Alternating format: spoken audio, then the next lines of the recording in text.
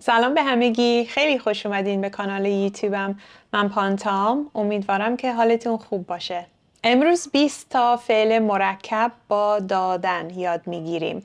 میدونین که دادن یکی از افعال پرکاربرد فارسیه و امروز 20 تا فعل مرکب یاد میگیریم و مثال هم میبینیم. آماده این؟ Just a quick interruption. If you're ready to learn real conversational Persian the way people actually speak in Iran, please consider becoming a channel member. You'll get early access to new videos plus members-only lessons. Level 2 and 3 members also get downloadable PDF lesson files. It's an awesome way to support the channel and show your love for the Persian language. خیلی ممنون. خب شروع کنیم. دادن که به تنهایی میشه to give or to hand over. ده is the present stem and that's the formal written way.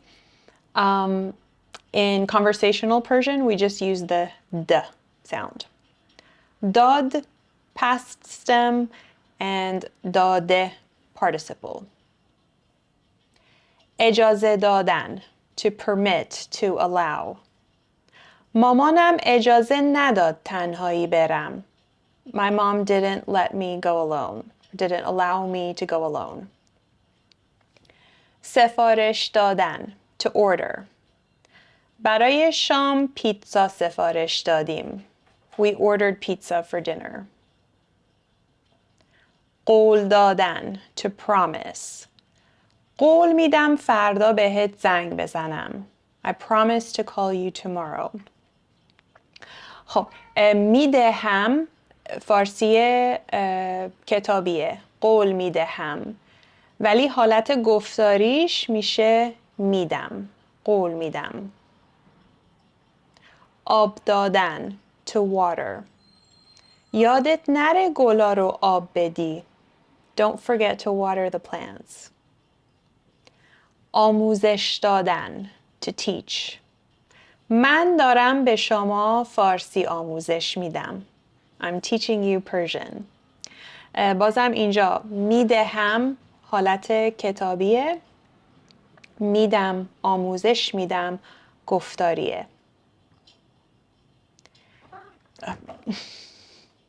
فلفلم میخواد یاد بگیره. یاد دادن, to teach, and this is a little bit more informal. میتونی به من انگلیسی یاد بدی? Can you teach me English? جواب دادن, to answer. به پیامام جواب نمیده. He or she isn't answering my messages.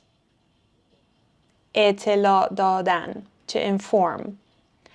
اگه تصمیم گرفتی بیای زودتر اطلاع بده. If you decide to come, let me know as soon as possible. خبر دادن, to notify or to let someone know. رسیدی خونه خبر بده. Let me know when you get home.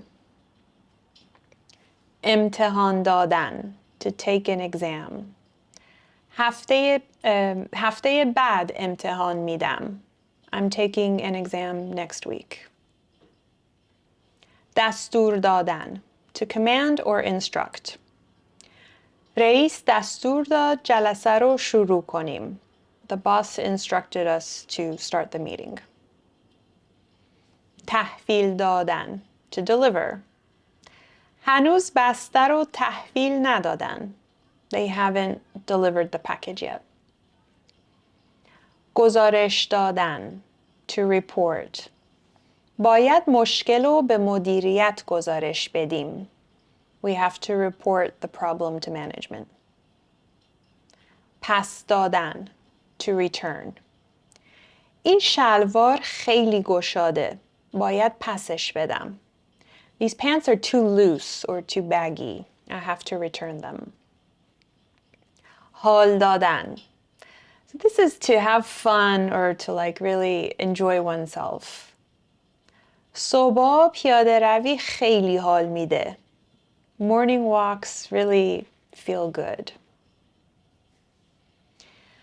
قرض دادن, to lend or to loan. میتونی $5 به هم قرض بدی؟ Can you lend me $5?